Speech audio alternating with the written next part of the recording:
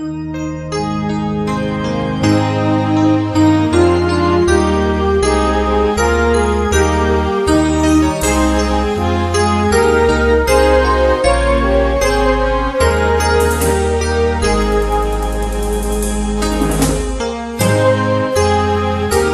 saudara yang dikasihi Tuhan. Selamat hari Minggu. Senang karena masih bisa diberi kesempatan bagi kita untuk bersama menikmati persekutuan yang indah ini. Khususnya dalam minggu kita hari ini, minggu ke-10 setelah Trinitatis, tanggal 16 Agustus 2020. Saudaraku yang dikasihi Tuhan, sebelum kita mendengarkan firman Tuhan yang menjadi renungan dalam minggu kita hari ini, saya ingin mengajak saudara terlebih dahulu berdoa. Marilah kita berdoa saudara. Kiranya damai sejahtera Allah yang melampaui segala akal, itulah kiranya yang memelihara hati dan pikiranmu dalam Kristus Yesus Tuhan kita. Amin. Saudaraku yang dikasihi Tuhan Yesus Kristus, firman Tuhan yang menjadi khotbah dalam minggu kita hari ini terambil dari kitab Ulangan pasal yang ke-15 ayat yang ke-12 sampai ayat yang ke-18. Demikian saudara, untuk kita renungkan bersama. Saudara bisa buka Alkitab saudara. Demikian bunyinya. Memerdekakan budak Ibrani. Apabila seorang saudaramu menjual dirinya kepadamu, baik seorang laki-laki Ibrani ataupun seorang perempuan Ibrani, maka ia akan bekerja padamu 6 tahun lamanya. Tetapi pada tahun yang ke-7 engkau harus melepaskan dia sebagai orang merdeka. Dan apabila engkau melepaskan dia sebagai orang merdeka, maka janganlah engkau melepaskan dia dengan tangan hampa. Engkau harus dengan limpahnya memberi bekal kepadanya dari kambing dombamu, dari tempat pengirikanmu dan dari tempat pemerasanmu, sesuai dengan berkat yang diberikan kepadamu oleh Tuhan Allahmu, haruslah kau berikan kepadanya. Haruslah kau ingat bahwa engkau pun dahulu budak di tanah Mesir, dan engkau ditebus Tuhan Allahmu. Itulah sebabnya aku memberi perintah itu kepadamu pada hari ini. Tetapi apabila dia berkata kepadamu, aku tidak mau keluar meninggalkan engkau, karena ia mengasihi engkau dan keluargamu, sebab baik keadaannya padamu, maka engkau harus mengambil sebuah penusuk dan menindik telinganya pada pintu, sehingga ia menjadi budakmu untuk selama-lamanya. Demikian juga kau berbuat kepada budakmu perempuan.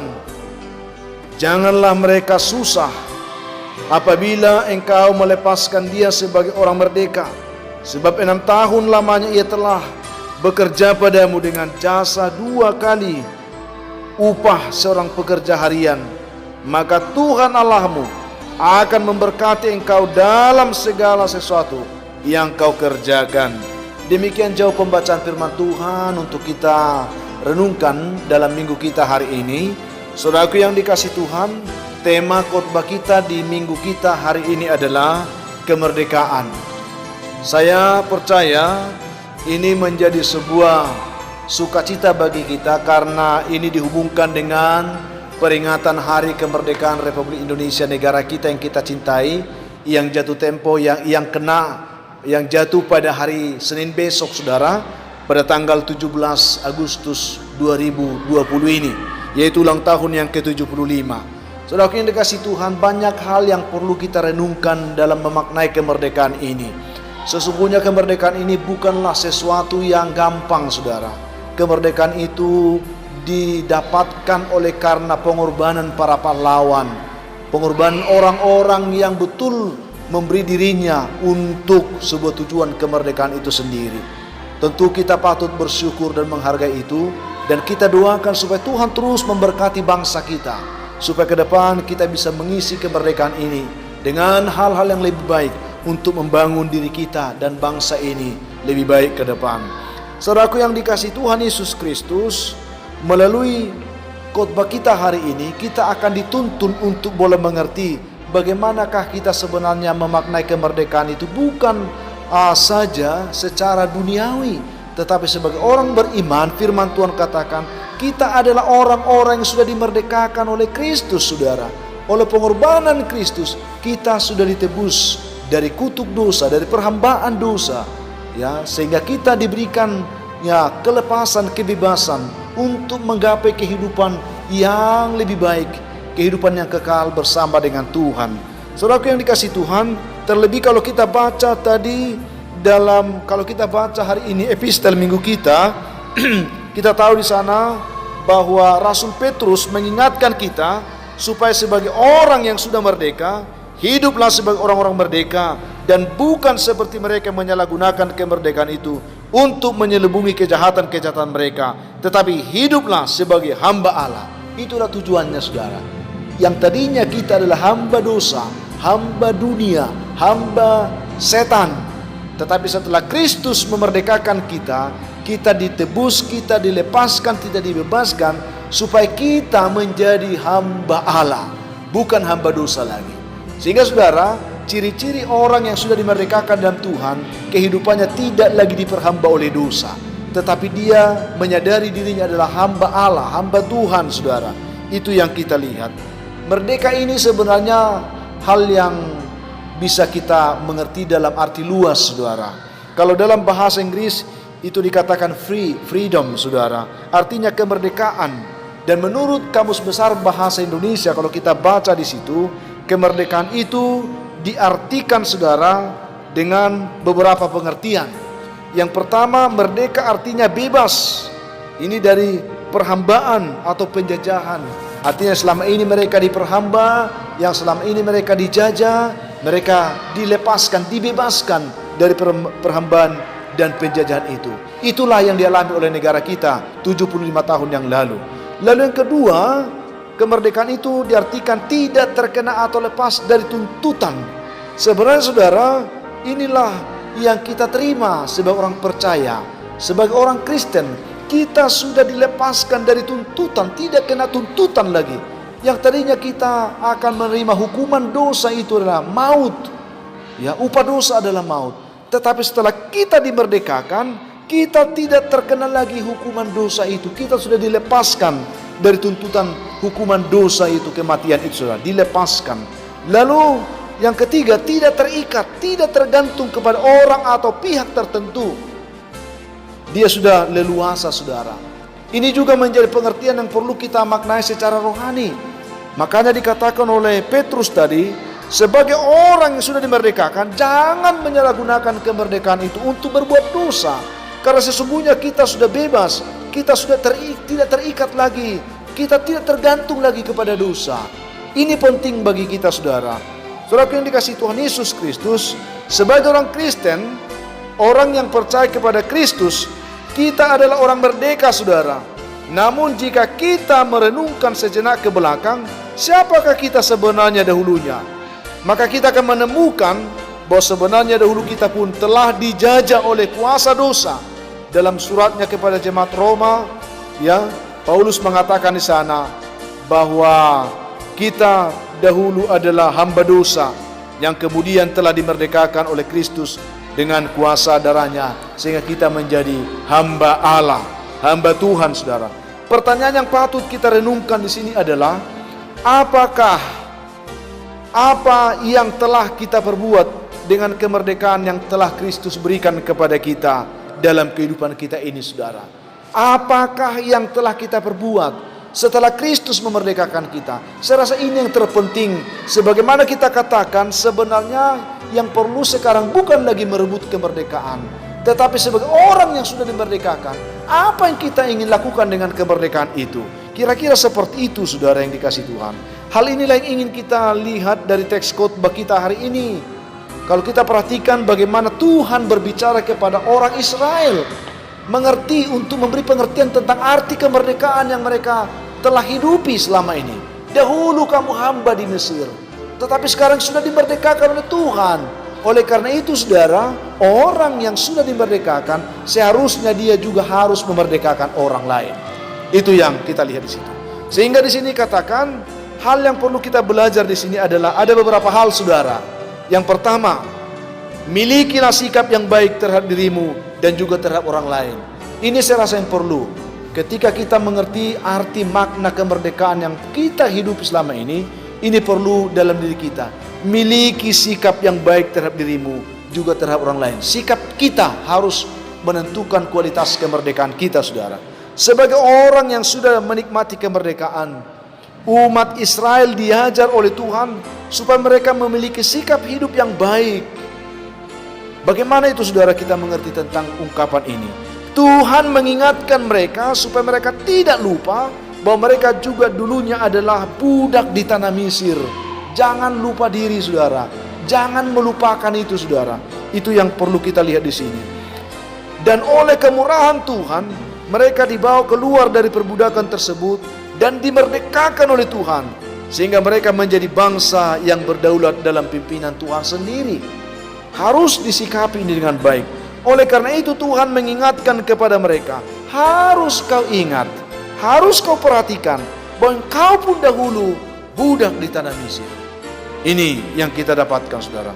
Tuhan mengingatkan mereka supaya mereka tidak sombong, supaya mereka tidak angkuh akan apa yang mereka telah nikmati, tetapi mereka perlu bersikap baik dan berperilaku baik dengan selalu berbuat adil dan taat mematuhi segala ketentuan dan hukum yang diberikan Tuhan kepada mereka. Saudara yang dikasihi Tuhan, sikap yang baik akan bisa tercipta ketika mereka mau taat hukum aturan yang dilakukan oleh Tuhan. Kita pun seperti itu, saudara. Kita akan menjalani kemerdekaan kita sebagai orang percaya dengan baik kalau kita selalu taat firman Tuhan, mengikuti kebenaran firman Tuhan dengan benar. Ini yang perlu kita renungkan dari pembacaan kita hari ini, saudara. Secara khusus Tuhan mengingatkan mereka supaya mereka bersikap baik kepada saudara mereka yang kurang beruntung hidupnya seperti mereka. Sehingga karena kurang beruntung hidupnya, mereka menjual diri menjadi budak bagi saudara mereka sendiri, saudara. Tuhan meminta supaya mereka tetap bersikap baik kepada saudara mereka yang telah memperhamba diri kepada mereka, saudara. Ini yang perlu kita renungkan dalam kesempatan ini. Tuhan sangat tidak berkenan kepada sikap kacang lupa kulitnya. Kalau kita perhatikan di situ, itu sebabnya dalam nats ini Tuhan memperingatkan umat Israel tentang status mereka dahulu, yaitu sebagai budak-budak di tanah Mesir. Mereka bisa merdeka hanya karena kemurahan Tuhan. Tuhan ingin mereka berlaku seperti itu terhadap budak yang menjadi hamba dan bekerja pada mereka, yaitu saudara mereka sendiri, saudara. Bukan orang lain. Di mana setelah 6 tahun seorang budak mengabdi, pada tahun ke-7 budak itu harus dimerdekakan, saudara. Itu yang kita lihat. Kemerdekaan budak bukan hanya dalam wujud statusnya saja, melainkan juga dalam hak-hak lahirianya. Seperti kita lihat di situ dikatakan firman Tuhan, harta kekayaannya. Saudara, mereka perlu melihat bagaimana keadaan hidup budak yang mereka akan lepaskan itu. Karena itu kita perlu mengerti bagaimana kita harus mengerti tentang tanggung jawab sebagai orang yang sudah dimerdekakan. Jadilah orang yang selalu juga mau memerdekakan orang lain. Karena ini, saudara, kita lihat di sini perlu untuk kita renungkan. Karena sebagai orang-orang yang merdeka, kita harus sadar masih banyak orang-orang saudara-saudara kita yang masih diperhamba oleh dosa, diperhamba oleh dunia. Mari kita membekali mereka, saudara. Mari kita menuntun mereka kepada Tuhan supaya mereka kembali dimerdekakan seperti kita. Yang kedua di situ, kemerdekaan apabila budak itu masih mau bekerja dikatakan. Yang ketiga, sebagai budak orang Israel haruslah mereka menerimanya. Tentu ini, saudara, sesuatu yang sulit diterima secara logika. Kalau ada budak yang terus mau menjadi budak, saudara, itu sesuatu yang mustahil. Nah, hal ini hanya dimungkinkan jika tuannya adalah orang yang luar biasa murah hatinya. Itu kemungkinannya di sini. Karena jika seorang tuan berlaku jahat, jangankan 6 tahun, saudara, Kapan saja si budak itu bisa saja melarikan diri dari tuannya, kabur saudara. Tetapi ini luar biasa. Kalau kita menghidupi kemerdekaan kita itu dengan sungguh-sungguh, maka kehidupan kita akan tertuntun dengan baik. Orang mengharapkan kehidupan yang seperti kita. Mereka tidak mau lepas dari kita. Dengan demikian, kita akan menuntun mereka hidup dengan benar di hadapan Tuhan, sebagaimana diaturkan oleh Tuhan. Itu yang terjadi saudara. Oleh karena itu, sebagai orang yang sudah menikmati kemerdekaan yang dari Tuhan, kita harus selalu memiliki sikap hidup yang baik saudara. Baik terhadap diri kita, mengerti aturan-aturan yang ditentukan Tuhan, juga baik juga terhadap orang lain, bagaimana kita harus tahu memperlakukan orang lain dengan benar, sehingga dengan sikap yang baik itu, mereka dapat mengenal Tuhan, mereka dapat tertuntun kepada jalan keselamatan, juga untuk dimerdekakan seperti kita. Itu tujuannya saudara. Lalu yang kedua, poin kedua yang ingin kita dapatkan sebagai bukti, sebagai orang yang sudah dimerdekakan, tanggung jawabnya adalah memiliki cara hidup yang baik, sikap yang baik. Yang kedua adalah cara hidup yang baik. Dalam nats epistel kita hari ini, yaitu 1 Petrus 2 ayat 12, di situ Rasul Petrus berkata demikian saudara. Milikilah cara hidup yang baik di tengah-tengah bangsa-bangsa bukan Yahudi, supaya apabila mereka memfitnah kamu sebagai orang durjana, mereka dapat melihatnya dari perbuatan-perbuatan yang baik dan memuliakan Allah pada hari Ia melaut mereka. Puji Tuhan saudara. Tantangan kemerdekaan itu banyak saudara. Terlalu banyak yang bisa merongrong kemerdekaan kita. Tetapi dengan sikap hidup yang baik dan cara hidup kita yang baik, maka kita akan dapat mempertahankan kemerdekaan kita dengan baik. Cara hidup yang baik yang diharapkan oleh Tuhan dari umatnya adalah supaya mereka hidup dalam rasa solidaritas kepada dan ada kepekaan dalam diri mereka kepada sesama. Ada solidaritas, ada kepekaan hidup terhadap sesamanya. Inilah yang diharapkan Tuhan, cara yang baik yang perlu mereka hidupi. Itu yang kita lihat. Supaya meskipun mereka telah menjadi orang merdeka dan hidup penuh dengan kelimpahan, akan tetapi mereka harus tetap memelihara kesederhanaan hidup.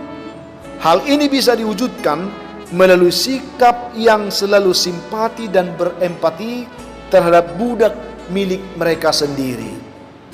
Sehingga jangan karena engkau mempunyai harta engkau menindas. Jangan. Karena engkau mempunyai kedudukan engkau sombong tinggi hati. Jangan. Sebagai orang yang sudah dimerdekakan oleh Tuhan, baiklah kita menjadi pribadi yang selalu rendah hati, bersahaja. Itu yang diharapkan oleh Tuhan. Sikap, cara hidup kita jangan melebihi yang sepatutnya yang diinginkan oleh Tuhan. Itu yang diharapkan dari kita.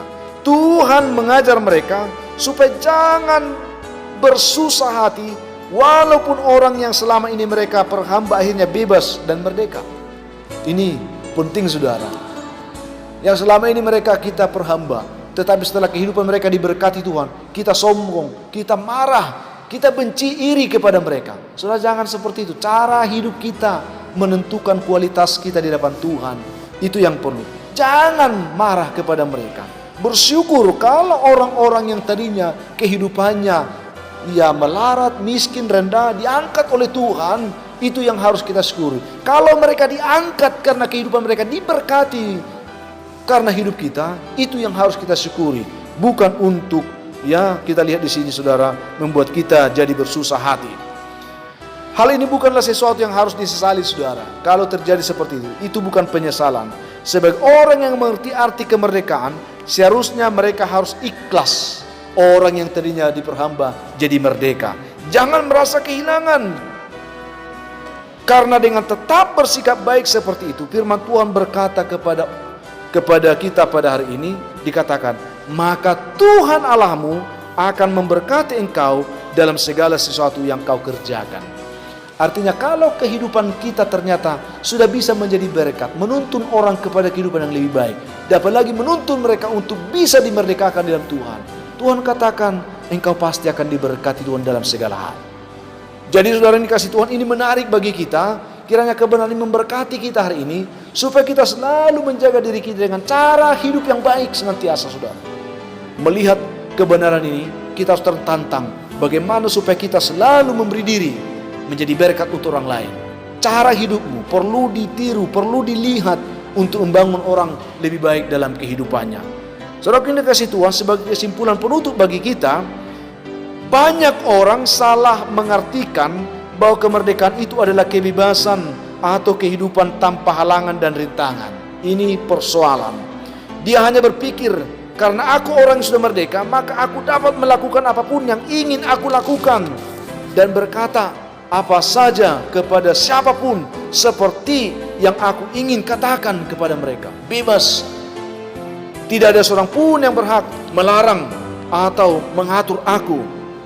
Saudara yang dikasihi Tuhan, hal ini jelas adalah sesuatu yang sangat-sangat keliru. Lalu lewat kebenaran firman Tuhan yang menyapa kita hari ini, kita diajarkan bahwa kemerdekaan kita di dalam Kristus itu adalah, ingat saudara, kemerdekaan kita dalam Kristus adalah kemerdekaan dari dosa. Itu yang pertama. Kalau kita sudah merdekakan, artinya kita sudah bebas dari dosa. Hal ini kita hanya bisa peroleh di dalam dan melalui Yesus Kristus, bukan karena kita hebat. Artinya kalau kita orang sudah merdekakan, jangan selalu lagi gemar berbuat dosa. Lalu kemerdekaan dari penghukuman. Yakinlah, bersyukurlah, karena dengan engkau dimerdekakan oleh Tuhan, engkau dikatakan firman Tuhan tidak turut dihukum. Berarti engkau bebas. Lalu kemerdekaan dari dunia jahat. Saudara yang dikasihi Tuhan, kita diberi kuasa untuk menaklukkan segala kuasa-kuasa jahat di dunia ini. Kalau engkau menghidupi kemerdekaanmu, engkau akan diberi kuasa oleh Tuhan untuk menaklukkan semuanya itu. Lalu kemerdekaan dari kutuk hukum Taurat, itu yang dikatakan oleh Paulus selalu. Jadi saudaraku yang dikasihi Tuhan, masih banyak lagi. Kemerdekaan dari berhala, kemerdekaan dari iblis, kemerdekaan dari kematian kekal, apalagi saudara. Orang yang sudah menikmati kemerdekaan, yang sudah dibebaskan, dimerdekakan oleh Kristus, dia tidak akan mengalami kematian kekal lagi. Karena lewat kemerdekaan itu, dia diberi jaminan untuk menikmati hidup kekal di dalam Tuhan. Itu yang kita dapatkan. Sehingga saudara, kita adalah orang yang dimerdekakan oleh karena kasih kemurahan Allah dalam diri Yesus sendiri, bukan dengan kekuatan kita sendiri. Kalau kita telah dimerdekakan, janganlah kita mau memperhamba diri kita lagi kepada kuasa kegelapan, seolah-olah anak Allah tidak pernah berkorban bagi hidup kita dan juga semua umat manusia, saudara.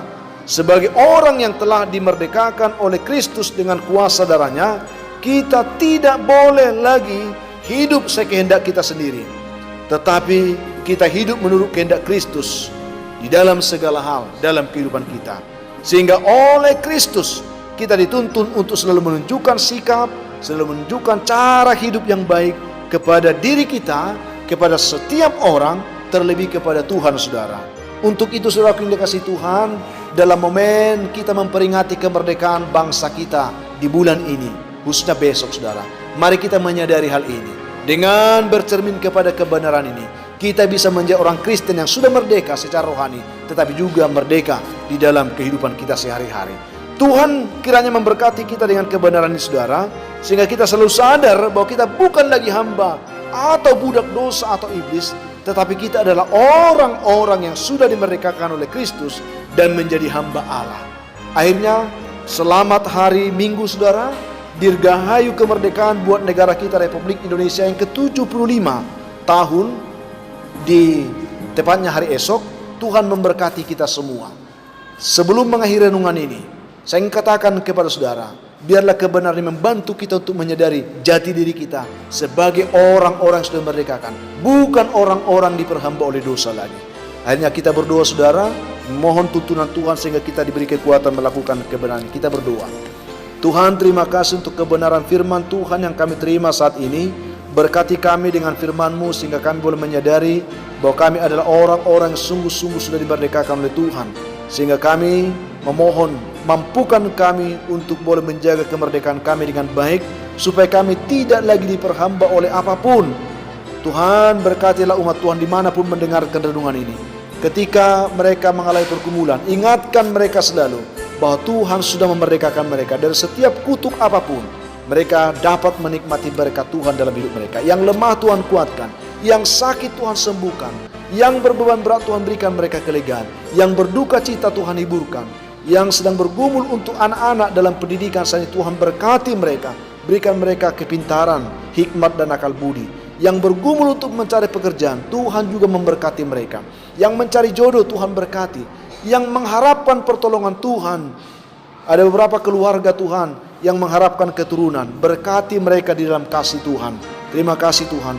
Hamba juga berdoa untuk jemaat Tuhan yang hari ini berulang tahun.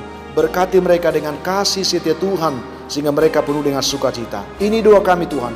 Dalam nama Tuhan Yesus, kami berdoa dan bersyukur. Amin. Saudaraku yang dikasihi Tuhan, demikian kebenaran ini kiranya memberkati kita. Kalau saudara mempunyai beban pergumulan hidup yang berat, dan saudara rindu didoakan, hubungi kami saudara di nomor telepon yang tertera di layar saudara.